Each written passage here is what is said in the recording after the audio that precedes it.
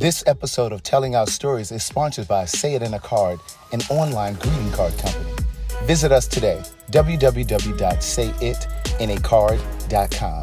If you feel it, we say it in a card. Free shipping while supplies last. SayItInACard.com is an online greeting card company. And now, Say It in a Card is available in the App Store, available on Android and iOS. If you haven't already discovered Say It in a Card electronic greeting card app, let me be the first to introduce you. These aren't just any old greeting cards. They're situational. Does someone owe you money? There's a card for that. Going through a breakup? There's a card for that too. Did someone close to you lose a pet? There's a sympathy card waiting just for you. Hold on, not so fast. Coming out of the closet, we have a coming out card as well. If you feel it, we say it in a card. Download the app now. Previously on Telling Our Stories. I date black guys and it's exhausting. I'm gonna put that out there. It's exhausting. Yeah. Dating black guys. I'm sorry. It's not about cheating. It's about our value system. Yeah. Do they align? And I think what happens is we find ourselves in relationships with people whose values don't align with ours. Right. Welcome to Season 3 of Telling Our Stories. I'm calling it Black, Gay, and Aging. This season was inspired by various conversations I had with a few friends. And from those conversations, the idea was born. I'm constantly inspired to create work that will heal our community, both black and queer. So I invited 8 friends to my house to discuss being black, gay, and aging. This conversation changed me. I felt it in the moment as it was happening. Telling Our Stories, Season 3, Black, Gay, and Aging. And so to your question, Ryan, you asked why won't I date white people? Because I'm not dealing with that shit. I think it's intellectually lazy for white people to exist in 2024. And I got to explain to you basic shit. Like, I'm not doing that. 2024.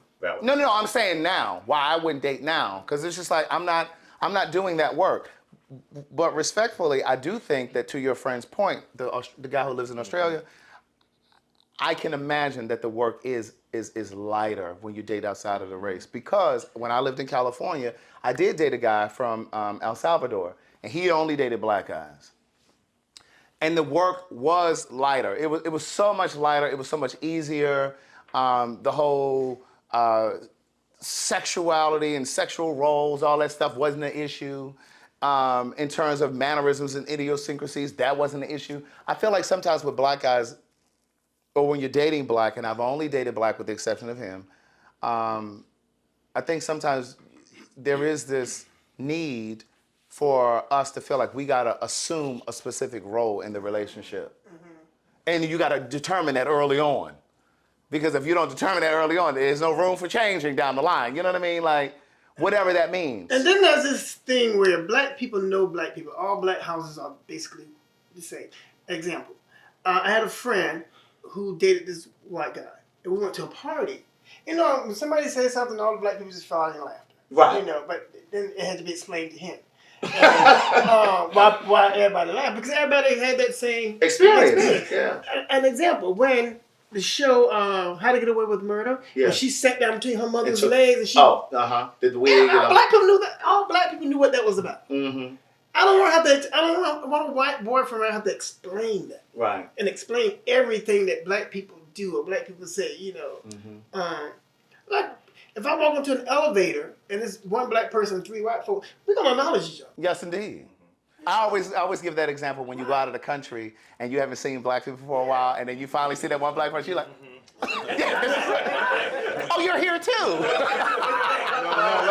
That's just a cultural thing that we share. It is. It's embedded in it is. You know, when we go to Outer Banks with my family for a week down there, it's the same thing. When you see a black family, it's like, oh, hey. Yeah. You know what I'm saying? Let us know if you need anything. I don't want to have to explain that to my partner every single time. And not just that, I just love black men. See, Yeah. I'm the same way. I love black Me men. too. Me too. And I just But feel y'all like know I'm power to the people, so me too. I can go off They on can a be as fucked tangent. up So as I I stay. love black men. Me too.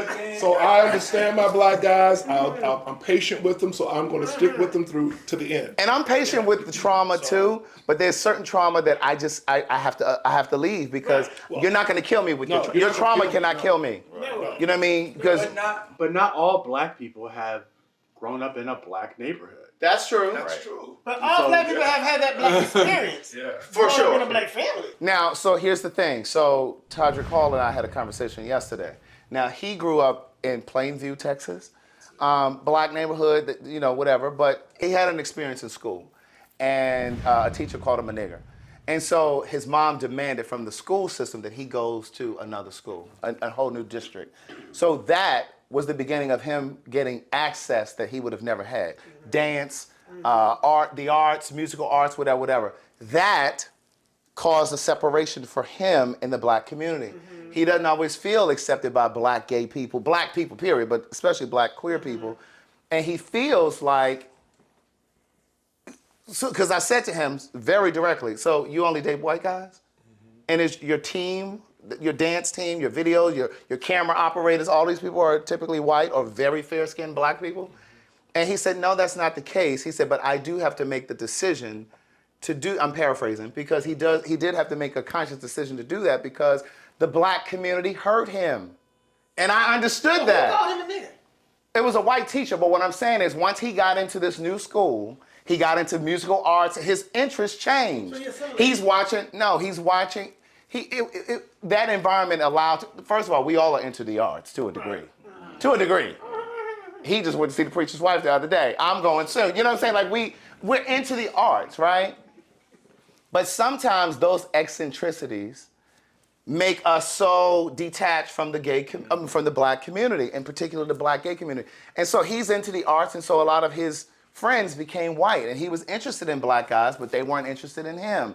So he just felt like he was pushed out. And I have recently turned a corner where I didn't buy it at one point either.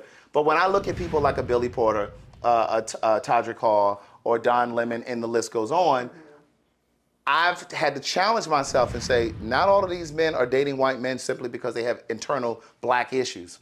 Sometimes they've been pushed out of the black community. They've made become so uncomfortable and difficult because of the black church, the black family, and the black community, that the only way that they could save don't think they themselves left the black was to be community? outside of the community. You don't think Don Lemon left the black community? Well, what Don Lemon said on Red Table Talk was, once he got to a certain point in his career, there just weren't many of us there. And then those of us who were there were closeted. And he was not willing to go back into the closet.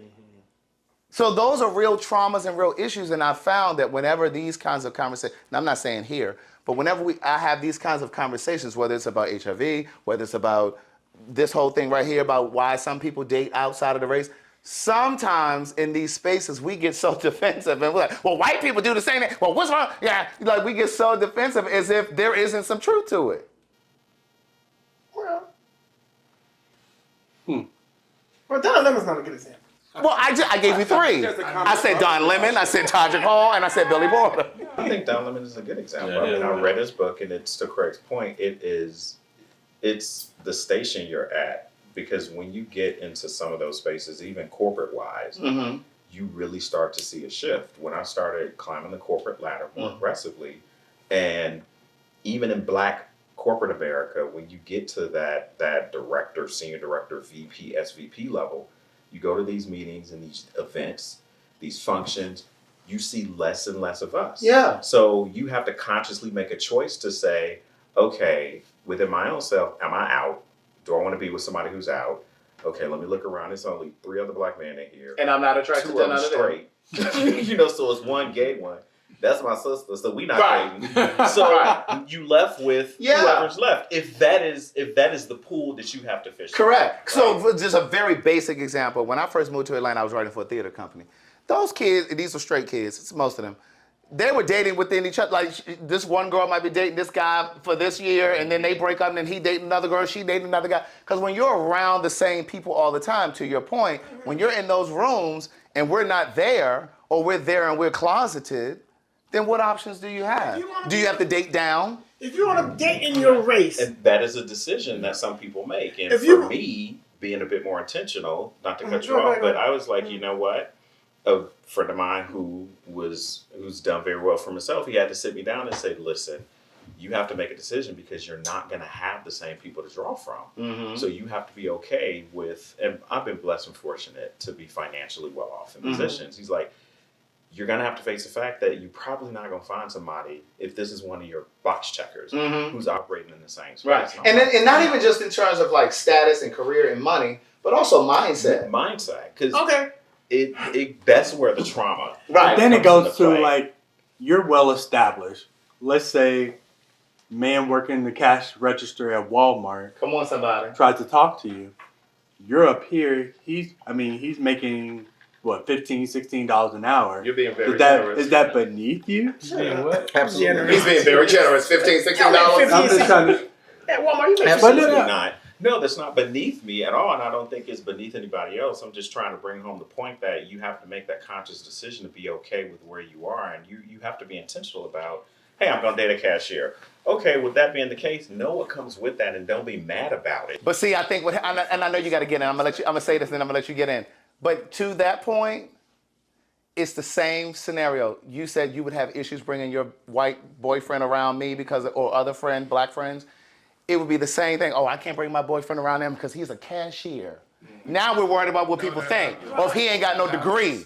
Like we do that. You know what I'm saying? And I don't do that, but I'm just saying we see it done. Well, what I was gonna say is, Because we consider what our friends and family think. if you reach a certain level in your profession, and then you find yourself surrounded by all these white men, if you want to date black men, you can date outside your profession and find educated men in other professions at the same level you are. Don Lemon did not want to do that. Don Lemon changed throughout his career. Don Lemon was very, very white at first. I agree. Then something happened. His ass got pulled over by the cops. And he became the biggest nigga that absolutely. ever, That's what happened. He got racially So profiled. don't run to the black community when you're in trouble. Yeah. OJ, Michael Jackson. But we always come for our. But what I'm saying to you is, Don Lemon is not a good example because Don Lemon changed when his circumstances changed. If he wanted to meet black men in his profession when he was there, Well, why haven't we met him? who? Who? Don Lemon. Us. He said, speak for yourself. Why haven't we met? No, he's single. And he said a lot of times he's dating younger. I did that younger. Right, so why haven't we found that same unicorn that you speak of? Amen. Go ahead, Scott. My question is, when did this become, because we're speaking about this like this is some sort of decisive thing that we have sat down and plotted and schemed about who it is I'm going to date. When did it become about that versus just about who I'm attracted to in this moment at this time versus like these conscious decisions that I'm not making? Right. It's just about space and opportunity. Like when I meet somebody and if they interest me and if I share a connection with them, I don't give a fuck what color they are. And it's really that simple for me. And I don't understand any of this. Like, But am I wrong for giving a fuck? no, you're Okay. not. I'm just 'Cause saying I'm not being that intentional with my decisions. So if you end up with somebody white. Or whoever. Yeah, like, yeah. I just don't, I don't understand it. And I don't think that that's not a judgment, just so you know.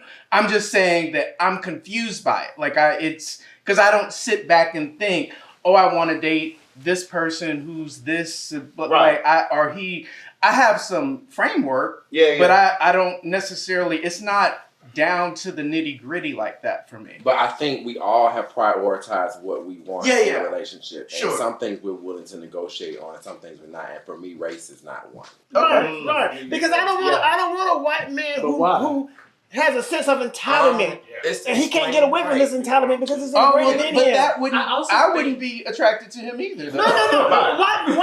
White people cannot escape their entitlement. It's inbred. I don't want to be that nigga in a car with my white boyfriend. We get pulled over. I'm the one sitting on the side of the road in handcuffs, and he's defending me. I don't want him to be my savior. Because before they know you are gay, they experience you as black first. Right. And because of his skin color, he's my savior now, but I'm on the side of the road. Now, he may have committed the crime, but I'm sitting on the goddamn side of the road. I know. One thing we're not talking about either. You three are from the Midwest, and most of us are probably from the South. I'm from the South. Oh yeah, so we're probably. I Well, think that these three are. Yeah, But I grew up in Florida. But you grew up in Florida, okay? Because I was gonna say that might be a difference too. Being raised in the South is a little bit different, and trying to date someone outside your race might be a little bit more tricky based off of our experiences when we were growing up in the South. Yeah. Right. That's a good point. Right.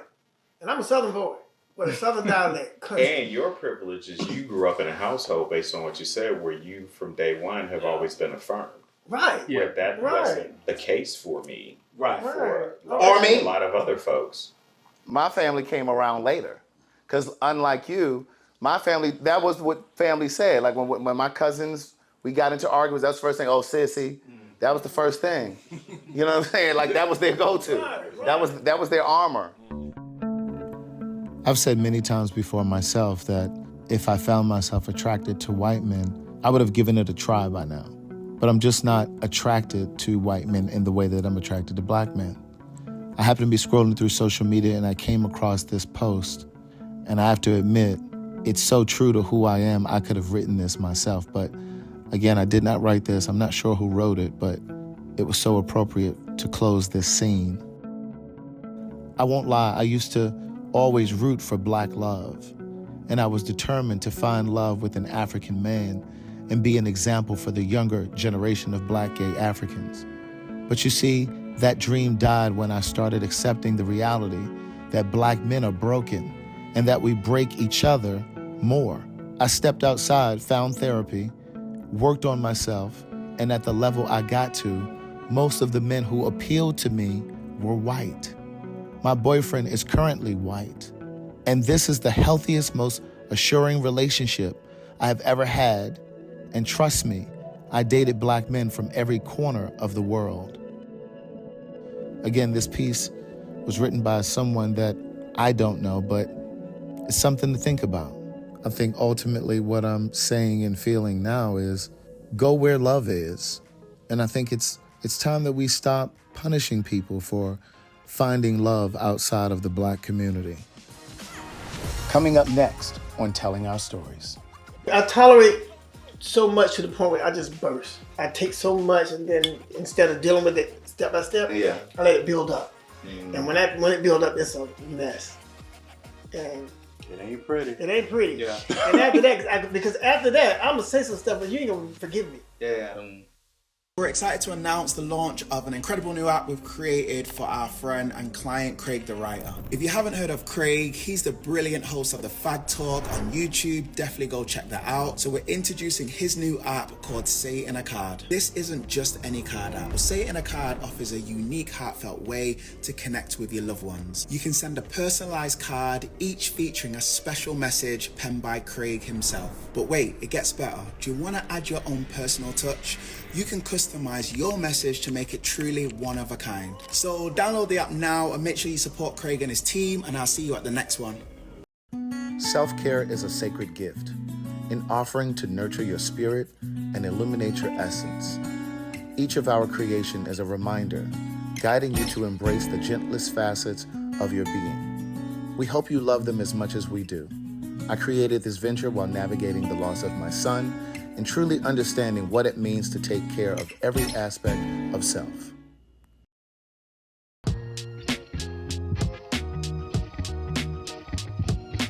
Welcome to Not a Butter, Black-owned, female-owned since 2018.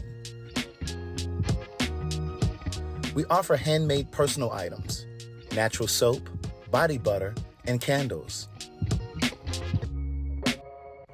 Visit us on the web or visit our Instagram page at notabutter21.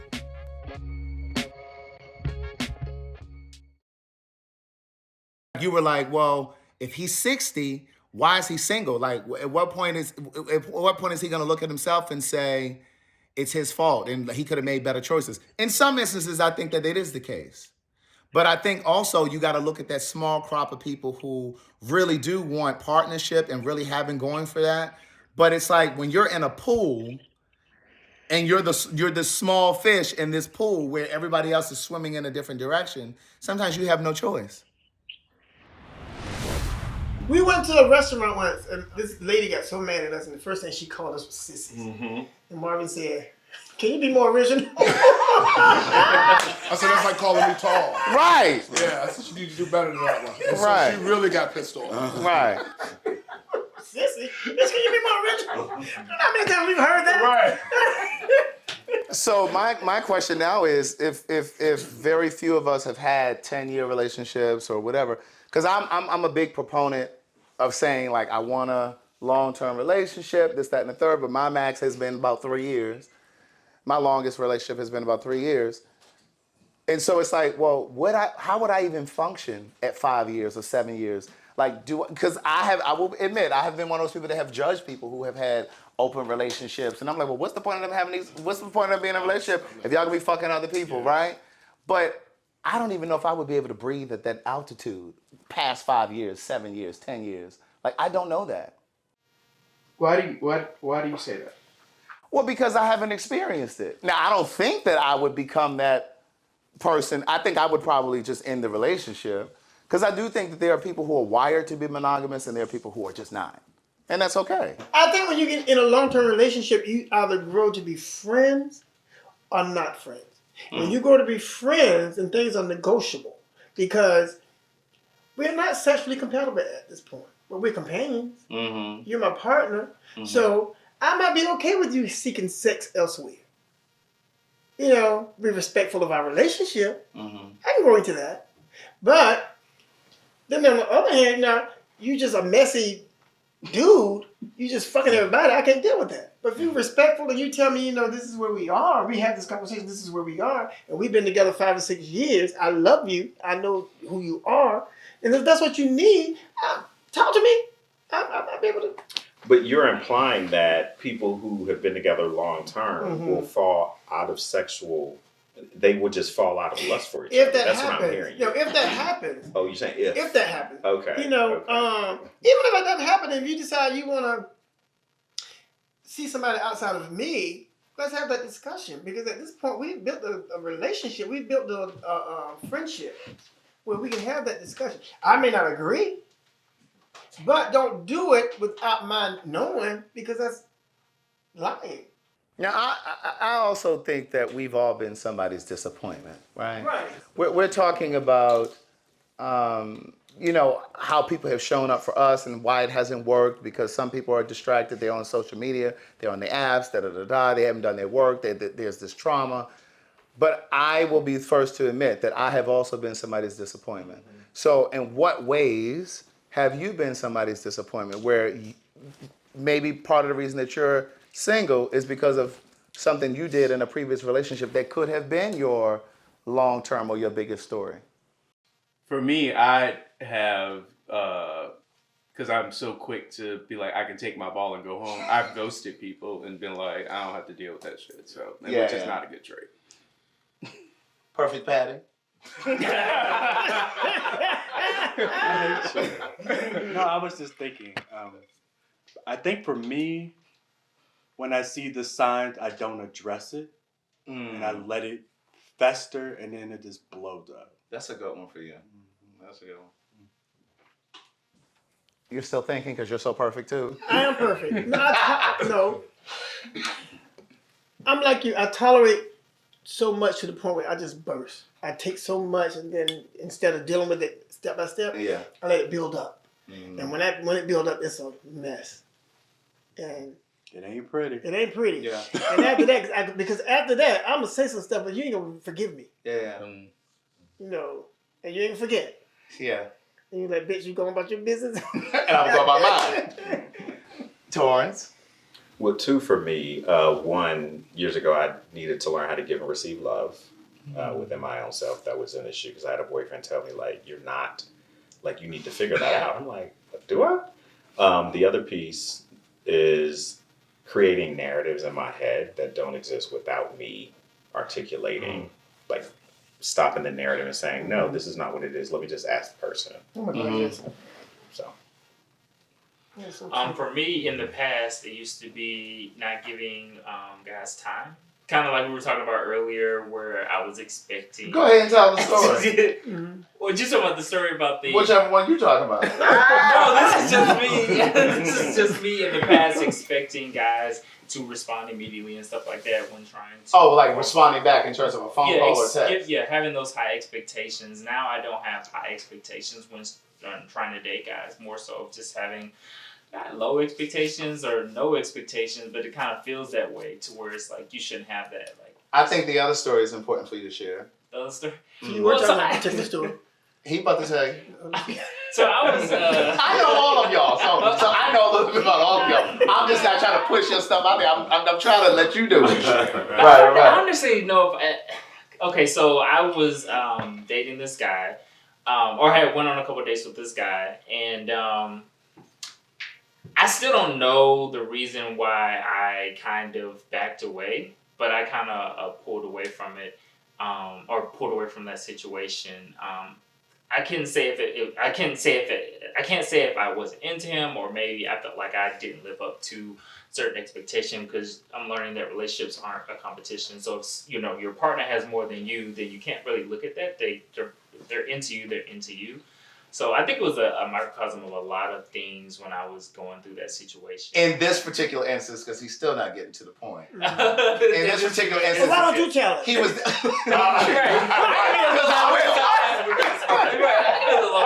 Well, because Charles was saying that at the time he was dating this guy. Charles was renting an apartment. The guy had a house, and he felt intimidated by that. And I think it's important to say that, because I think we've all done that, even if it's not material stuff. Even if it's, he too handsome for me, or whatever, or he got too much, he too physically fit, he got a body, and I ain't in the gym like that. Like sometimes our insecurities will kind of emerge, and I have since worked on that, right. So yes, gotten better at that as well. Well, they will use it as leverage, though. They have more than you. You have to be when I was in this situation with my 1-year relationship with an older man, like he had a house, and of course I was in an apartment, but it was almost to like. When you're dating, and this is why I never told my range. I'm more of a 30 to 40. Like when in terms of dating? Yeah, in terms of dating. But like when I'm dating older, like 15, 20, it becomes more of a relationship where they become more controlling and they like want to have me do less, and they kind of take care of me in that situation, and I didn't want to really with that. Yeah. So go ahead. But there's so many young guys like you who are very comfortable with that. Yeah. When I was younger, the I was older guy having more with that, because you give up your control. Yeah. You don't want to give up that. Right. Yeah. So have there been instances similarly where you've dated somebody and you kind of felt intimidated because you felt like they had a little bit more or were further along with something or whatever? Not me. Marvin said, not me. No? Not even physically, not materialistically, not in terms of career, not in terms of education? I honestly think that's why some of us get ghosted sometimes too, though, because the guy on the other end might feel that intimidation, or they feel like they might live up to a certain expectation. Yeah. Yeah, I think that's what aging affords you, because you become a hell of a lot more confident in your shit. Yeah. Like, you know what? If you have an issue with that, that's on you. Yeah. That's nothing to do with me. Right. Now I remember when I was in my 20s. I think I was in my 20s. I was dating this guy, and we weren't even dating. We kind of went out a couple times. But I just felt like he was so handsome. I'm like, oh no, he might be out of my league. You know what I mean? But You thought that somebody out of your I was very young. My confidence hadn't quite caught up yet. I'm in the room now. but so that was one of those instances where I can say I experienced that. We're gonna turn this corner real quick because we're gonna wrap up in a minute. But I want to say this. We were talking about this earlier. I talked about it a little bit with Tito earlier, but Marvin and I were talking about it before you all got here. And I was saying to him, do we talk to each other enough about planning for the winter of our life? Because I think that, he loved when I said that earlier, the winter of our life. Because like Tito said earlier, this is the middle. You ain't quite at the middle, because how old are you? 34. Right. Okay, you got about 6 more years, but this is the middle. Yeah, we have and some of y'all past the middle, Marvin and Calvin and Scott. Well, I think I'm figuring out why I'm here with all y'all old men. It's not 50, it's 40. Correct, the middle is 40. And except for Charles, we're all beyond the middle. Well, people are living longer. People are living longer. I will take that back. Right. But for the past week, I didn't heard death. Listen. Right. Listen. And so, and now that you say that, I guess I need to add this in there. Because like I'm seeing suicide happening a lot more in our community. Black men, meth and the drugs have become a thing really big in our community now. Like, what do you think that is? Because I mean, black gay men have always dibbled and dabbled in some drugs, but the meth was never our thing. They've been exposed to those white boys. Is that what it is? Now I'm the resident man. Right. Oh my God. We're gonna be doing that. I'll be at your house. Okay. We can do it together. Thank you. Right. Any thoughts on that? I think people just dealing with a lot of shit. Yeah. Politically, socially. Yeah. Just dealing with a lot of shit. Right. It's a relief. The world's a different place, right? Like after the pandemic, and I think everybody is stressed, and we're just not really talking about it. And that's the thing. I really don't think people realize how the pandemic affected us. Listen. We were shut down. I was scared to touch you because I thought you were going to kill me, bitch. Because he had the COVID. No, I never had it. If I did have it, it was undiagnosed, but I never had it. I can't come see you, bitch. You might kill me. But I mean, to your point, I do think that I've said this before. I think that years from now, there will be studies, if they're not already in the works, that they're going to show the effects of what it did to mankind. Yeah. Because those 2-3 years, however long it was, depending on where you lived in the world, of being disconnected from people like that, not being able to socialize, being in the same room, being able to talk. People need people. Zoom wasn't enough. Text messaging wasn't enough. FaceTiming wasn't enough. We're interdependent. We need to be around other people. We need to talk and socialize and all that stuff. And I think with that, coupled with social media, it's really, again, the younger generation, I think it's really impacted them in how they show up in the world. Think about the people that were in a space to get the married people that are no longer, that could not survive. And the parents who realized they didn't like their own children. Right. Or the kids who couldn't go to graduation didn't have their graduation. Or couldn't even have a college experience. Right. They had to do college online. It changed people. Yeah. Well, everything was just amplified in a negative I'm way. about to use hand sanitizer again.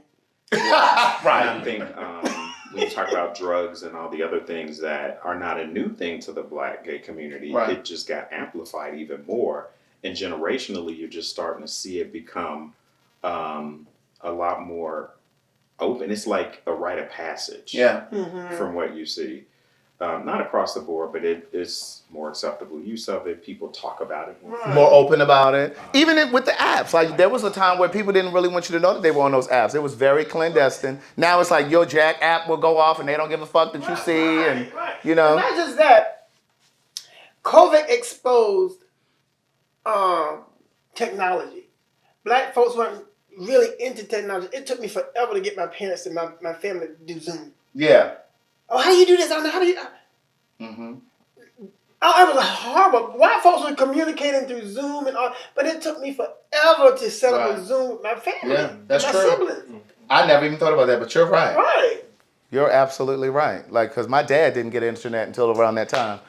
But in terms of, like, so for me, like, I'm always, whenever I'm doing anything, whatever I'm creating something, whether it's a show or something I'm writing, I'm always thinking about Black gay men. And it always starts and ends with that. So for me, like I want to see us network better. So that's why whenever we're together, I'm like, oh, well, Torrance does this and you should meet such and such because he's an accountant or, whatever it is, or this person sells houses, because I think that we have to learn how to network better than we do. I do think that white gay men do that better than we do. And so with that, also in terms of planning, like when we talk about investments, like I don't think we have enough conversations like this. I think we have a lot of the surface conversations. Oh, where you get those sneakers? Oh, who made those jeans? Like we have that kind of conversation, but we don't really talk to each other about investments and planning for the winter of our life. And like we all have friends, and Scott, you can jump in at any time. We all have friends who were the pretty boys, the body boys that didn't plan. Right. Yeah. They were the ones that everybody wanted. Wait, just to be clear, I am not the person that did not plan. I have right. Since I could jump. Right. And I meant to add to what I'm saying. And so it's just like I see us, And a lot of times we haven't really planned for the future because we feel like, oh, well, we got time for that. In the way that some people feel about relationships. Oh, I ain't got to worry about no relationship right now. I'm in my 20s. I'll worry about that later. Same thing with investments. Same things with saving. You know, and so sometimes, and this is what I said to Marvin. What if I get sick? Who gonna take care of me? That's what I'm saying. And Are we so, planning this? Right. You gonna take me to the bathroom? Well, that's what I'm saying. Don't depend on Craig. Well, and you know, like for me, that's one of my fears. Yeah, it's one of mine too. If something happens to growing me, old alone. Yeah, and who's gonna take care of me? Because we don't. And I don't think anybody here has all kids. my friends all the time because I would get on you about, well, you have your own business, you Right. have a SEP IRA. That, based on that fear, I've always been very conscientious about that, even at a young age. As a Black gay man who's single, who has no children, shit, when I move back here, I'm like, what if I fall in the shower and I'm here by myself? Who's going to do a wellness check? That's right. Do I have a trust? You know, I had to set up my trust to make sure all my stuff was there. Who's going to be able to dispatch here quickly to make sure I'm good?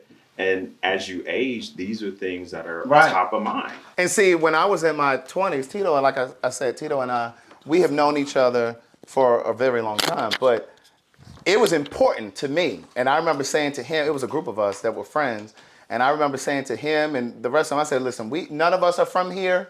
I need to have your mother's phone number, you get his mother's phone number, you take his mother's phone. Because if something happens, who the fuck is how are your family supposed to know? Right.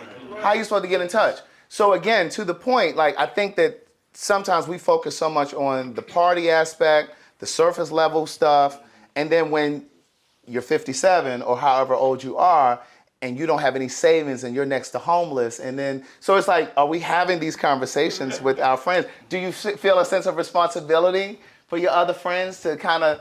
Okay, so since you dragged... Yeah, because I'm digging this. So, since I have a friend who is currently homeless, I did feel a sense of responsibility, but once that friend made the proclamation that I don't want to work, and I was like, well, as far as I know, you didn't grow up with a silver spoon in your mouth, so, and we all work, so, you know, and our other friend and I were prepared to buy him a plane ticket to go back to his family, you know, or help out how we could, but he didn't want that. So, you know, at that point, I don't know what else I'm supposed to do. Is he staying with you?